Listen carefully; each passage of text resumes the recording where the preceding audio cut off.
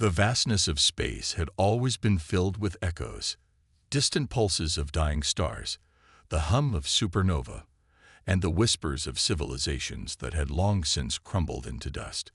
But when the Centauri Dominion's deep space listening posts picked up an unfamiliar signal, it was not the usual noise of the cosmos. It was a distress call, a human distress call. The moment it was received, alarms blared across the Dominion's capital world. Humans were not supposed to be anywhere near this sector of space. Their territory was on the other side of the galaxy, separated by vast expanses of unclaimed space and the borders of multiple alien empires. The fact that a human ship had made it this far was alarming enough, but the real terror was the message itself. A single, repeated transmission. "This is Captain Elias Kane of the UNS Phantom. Emergency. They are coming. We are not alone." Then silence.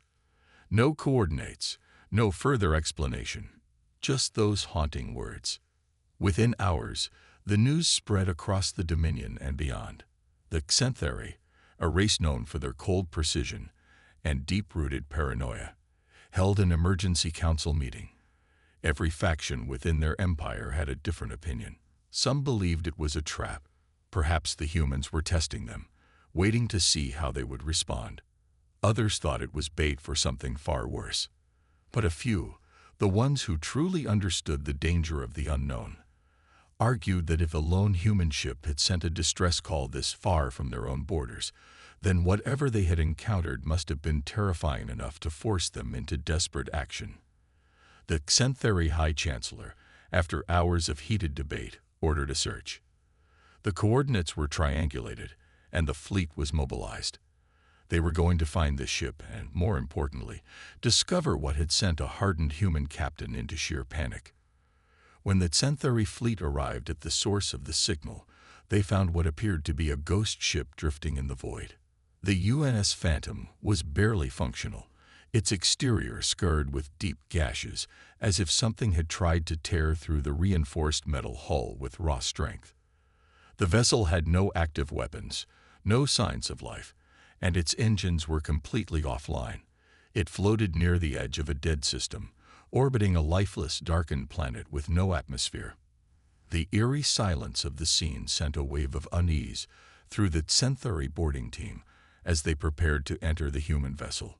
The ship's interior was even worse than the outside. The corridors were covered in deep claw marks, and some sections of the walls had been warped as if exposed to intense heat.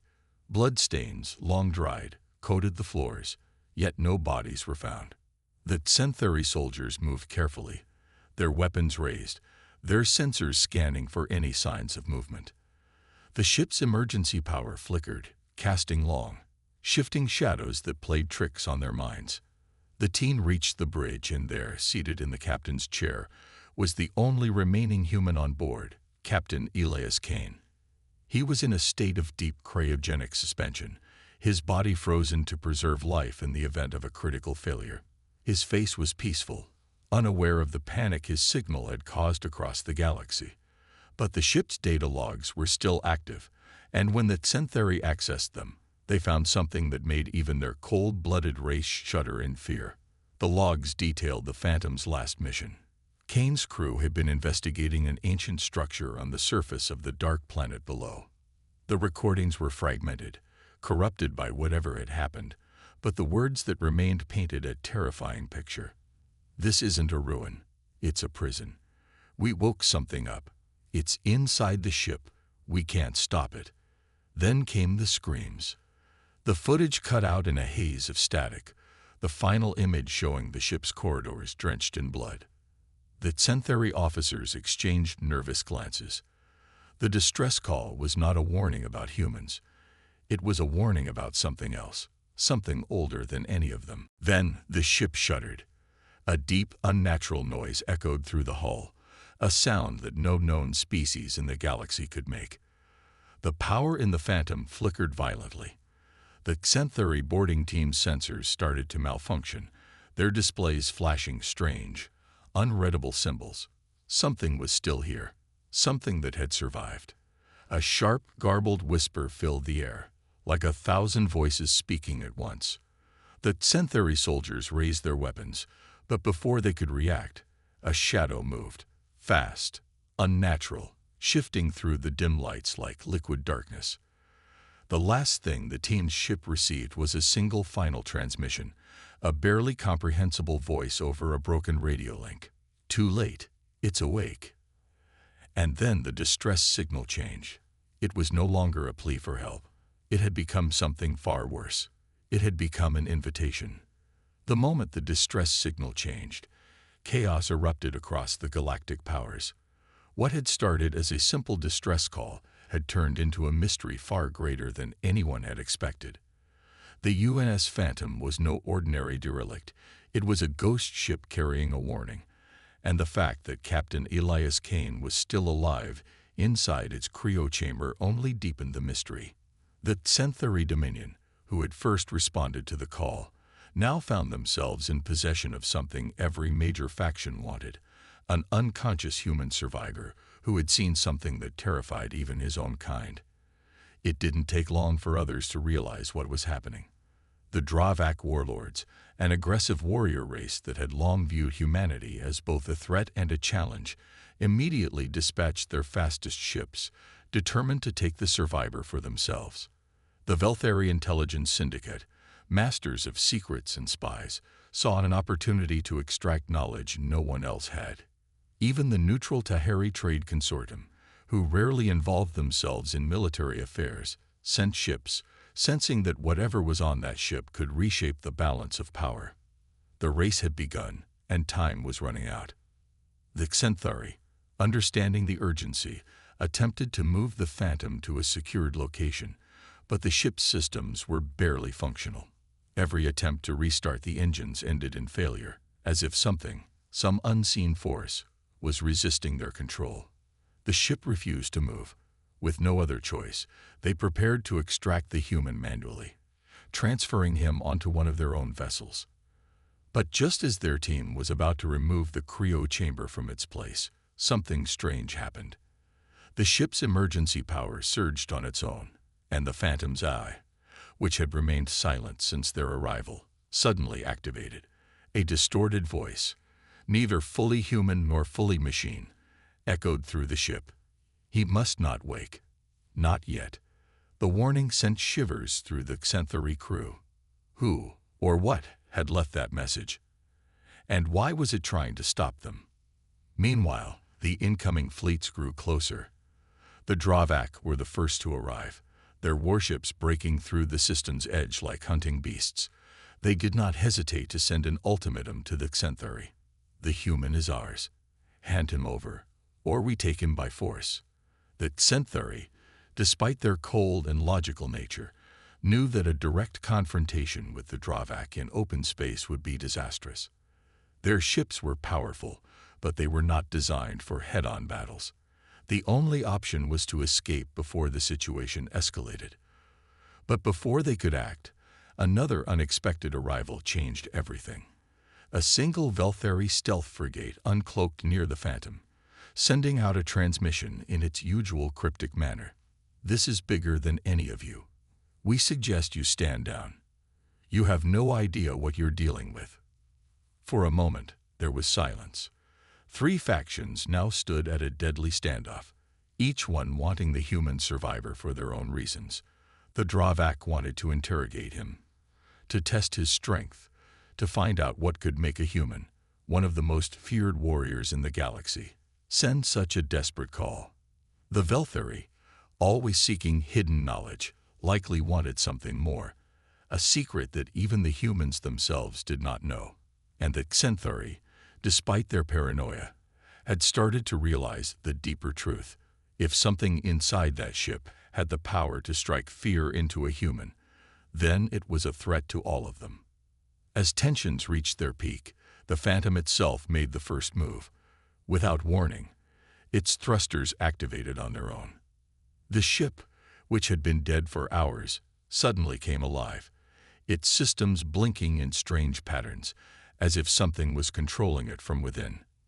Then, in a terrifying moment, its distress signal changed again.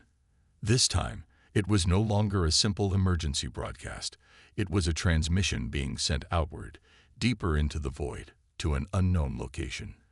The realization hit all of them at once. Panic set in. The Xanthari abandoned their attempts to move the Phantom and instead focused on retrieving Captain Kane as fast as possible.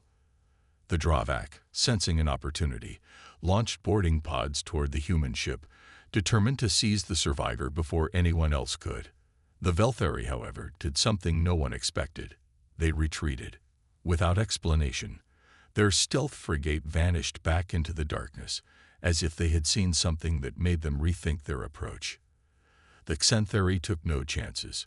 With one final effort, they managed to extract the cryo chamber and pull it aboard their own ship. The moment they did, the Phantom's power failed completely, the ship falling silent once more. But the damage had already been done.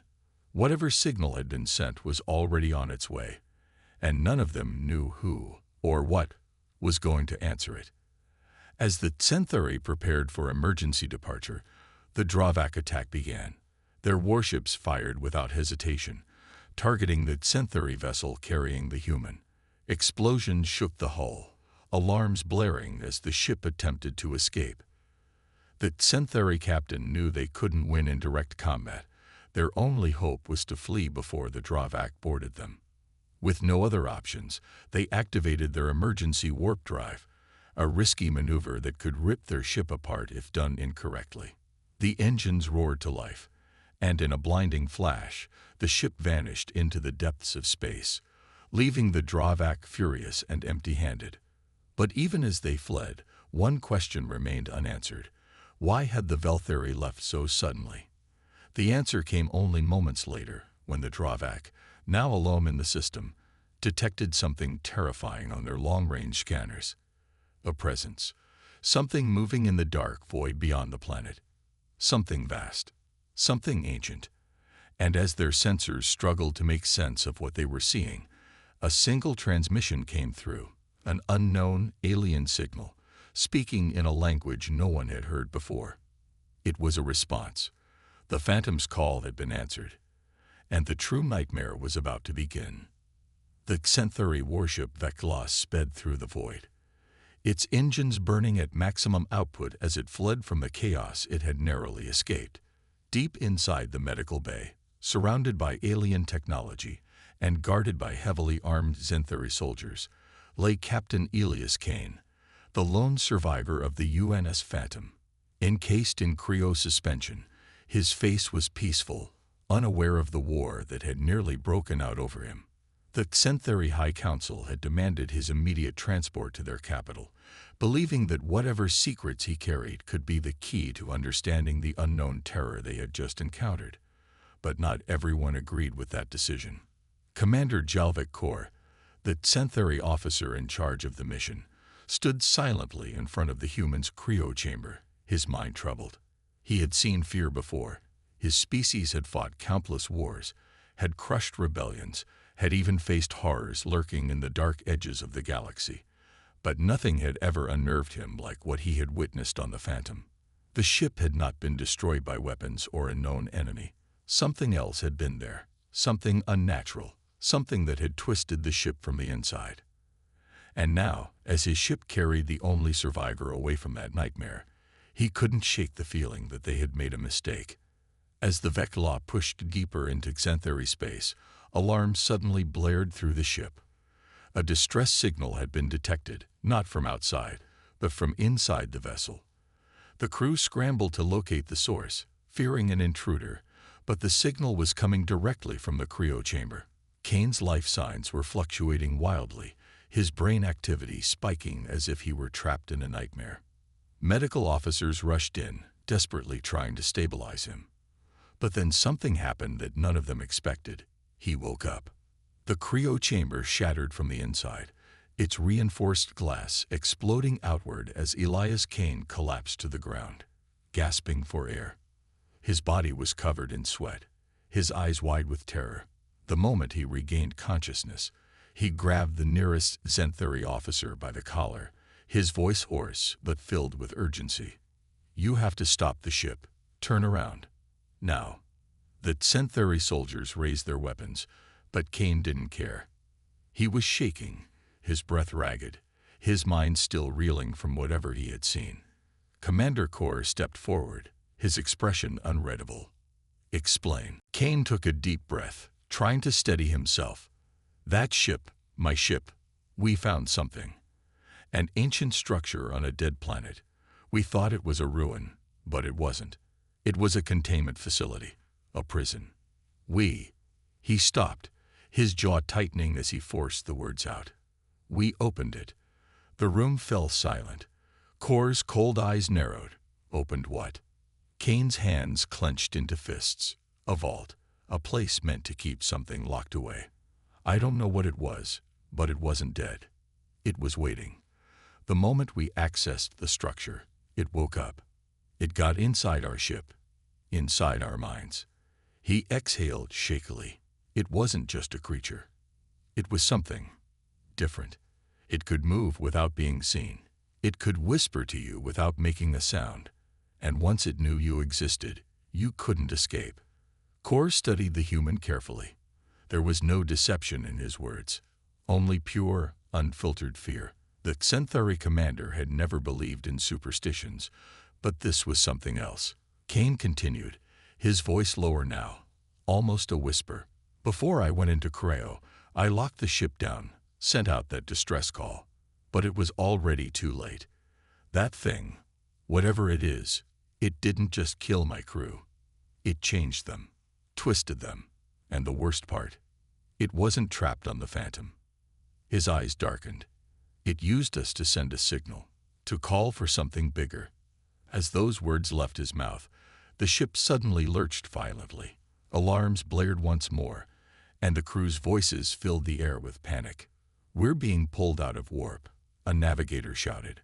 "Something is disrupting our engines." The ship trembled, and through the reinforced windows of the bridge, the crew saw it, a tear in space itself, a shifting, unnatural rift opening before them. Kor's blood ran cold. This wasn't a natural phenomenon. This wasn't an ambush from an enemy fleet. This was something else entirely. Before the ship's defenses could react, dark shapes began emerging from the rift. Massive, shifting forms, like shadows given life. They moved unnaturally, as if they didn't quite exist in the same reality. The crew screamed as the first of them latched onto the hull, their forms phasing through solid metal, slipping inside as if the ship's armor didn't exist. The lights flickered, and then, for the first time in Centauri history, a warship screamed. A deep, bone-chilling sound echoed through the corridors, as if the ship itself had become aware of what was happening to it. Kane grabbed Kor's arm, his voice filled with raw desperation. "Listen to me. You can't fight this. You have to run." Kor hesitated for only a moment before making the hardest decision of his life. "All hands, evacuate. Get to the escape pods. Now." The ship's emergency klaxons blared, and the crew scrambled to flee. But as the darkness spread through the corridors, it became clear that not all of them would make it. The shadows moved fast, too fast, consuming everything in their path. Screams turned into static over the comms, as if the voices of the lost were being erased from existence. Kane and Kor barely reached the escape pods in time. As they launched into space, they watched in horror as the Vecla twisted and warped, its very structure unraveling before their eyes. The rift pulsed, then collapsed, taking the warship with it, swallowed whole by the darkness. Only silence remained. Drifting in space, the survivors were picked up hours later by a Centauri patrol fleet. When questioned, Kor only said one thing to his superiors. "We are no longer the hunters of this galaxy. We are prey." Kane, sitting quietly in the corner, simply stared out into the void, his expression grim. He knew what was coming. He had seen it before. This wasn't the end. It was only the beginning. The Galactic Senate chamber was silent. Dozens of alien species sat in their grand seats, their eyes locked onto the central platform where a lone human stood.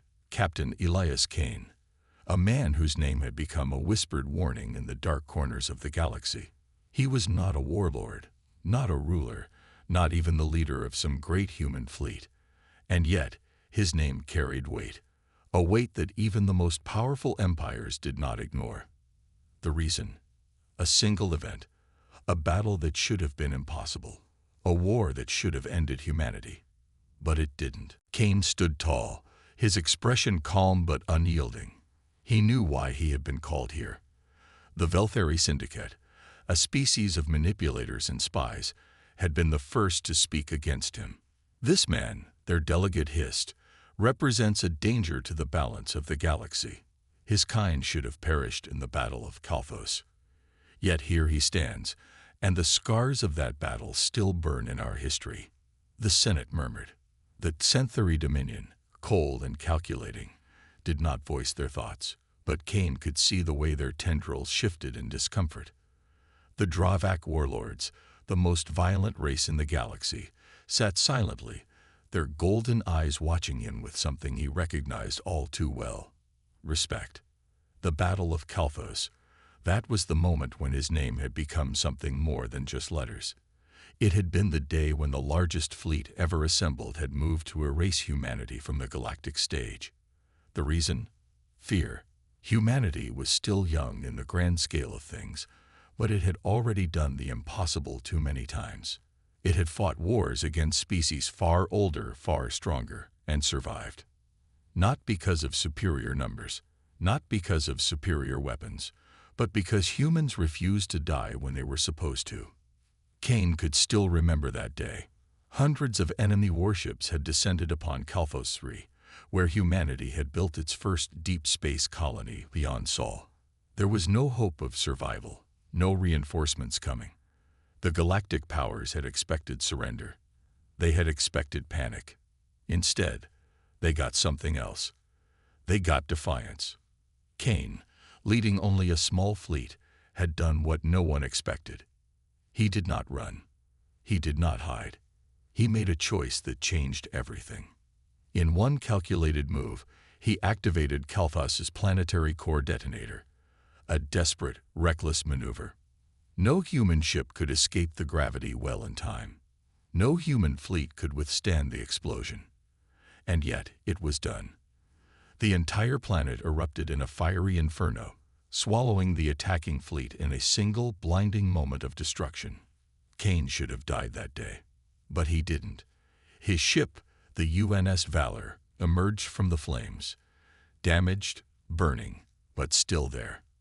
And in that moment, his name became a legend. Because in one day, in one battle, he had done something no species had ever done before. He had made the galaxy afraid. Back in the Senate chamber, Kane looked at the Velthari delegate who had spoken against him. His voice was steady as he finally spoke. "You misunderstand the situation." His words were simple, but they echoed through the vast chamber. "I am not here to threaten the balance of the galaxy. I am here because the balance has already shifted, and none of you have realized it yet." The Xanthari Supreme Chancellor finally spoke, her voice calm but firm. "Explain." Kane exhaled, his fingers tightening at his sides. Kalthos was not just a victory. It was a message. It was proof that names matter, that the idea of something can be just as powerful as the thing itself. His gaze swept across the room. "You think you fear me, but it's not me that you're afraid of." He took a step forward.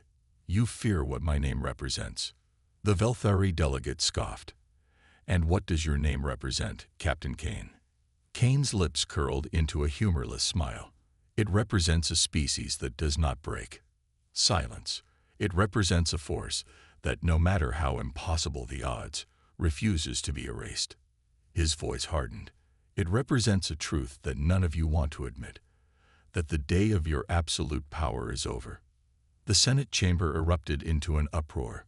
Some species protested, others shouted in agreement. But the Dravak warlord simply leaned forward, his golden eyes gleaming. "And what do you want us to do about it, human?" he asked, his voice filled with curiosity rather than anger. Kane met his gaze. "You don't have to do anything." It's already happening. Because in the dark corners of the galaxy, there were whispers. Whispers of colonies who had once been ruled by the great empires, now daring to fight back. Whispers of fleets that had once been scattered, now coming together. Whispers of a single name, spoken with either fear or admiration, his name. Cain took a final breath before delivering the words that would shake the foundations of the galaxy. You tried to erase us, and you failed. Now, the rest of the galaxy is watching, and they are realizing one simple truth. He paused, letting his words sink in. If humans can stand against you and win, then maybe they can too. A heavy silence fell upon the Senate chamber. Cain turned without another word and walked away, his footsteps echoing through the vast hall.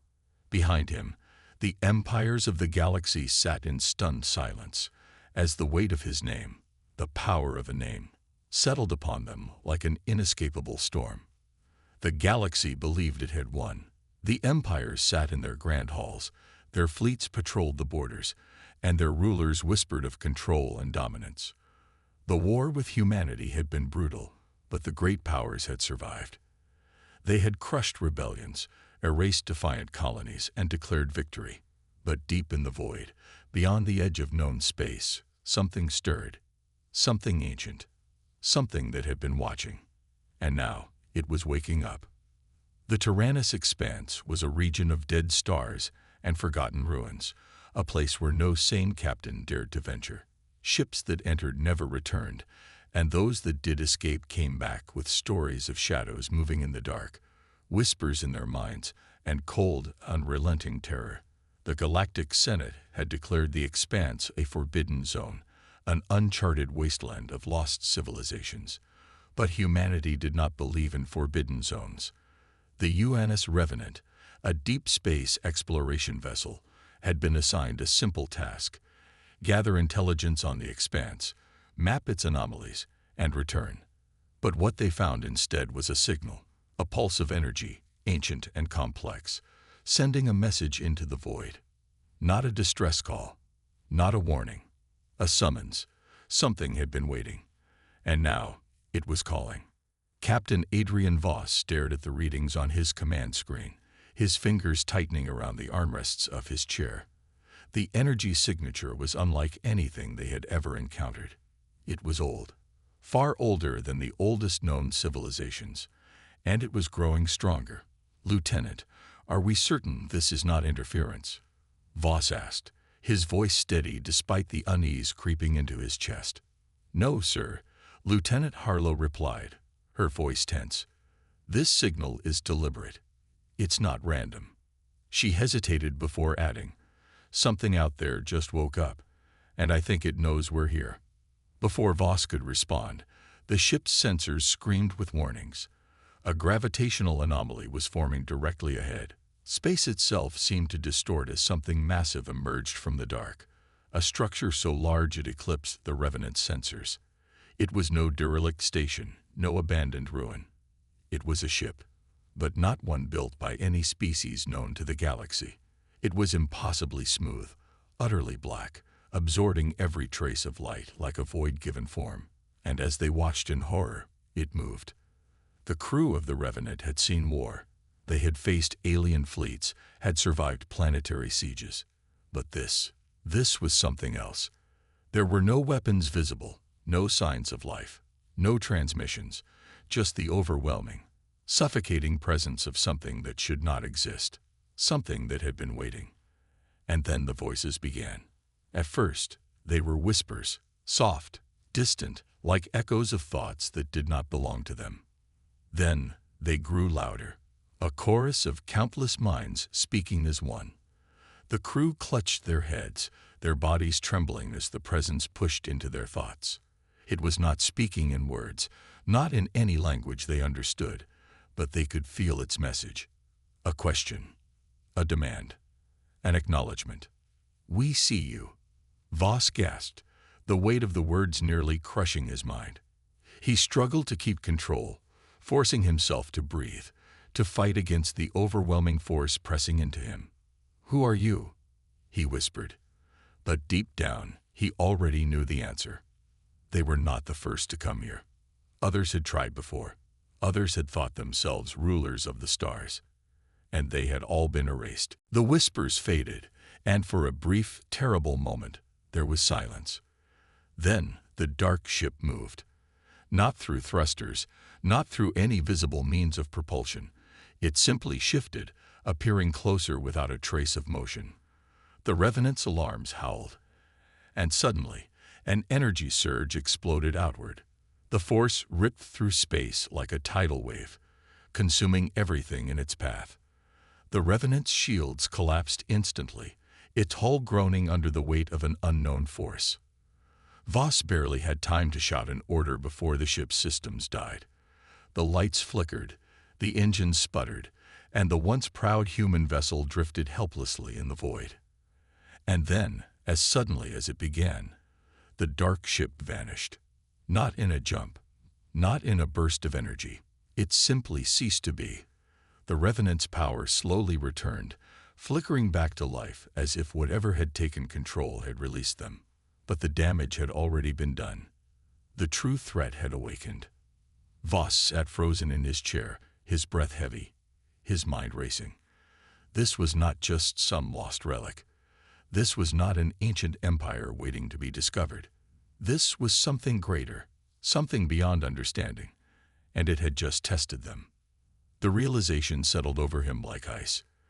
The great galactic powers had spent decades warring with each other, believing they were the ultimate rulers of the stars. But they were wrong.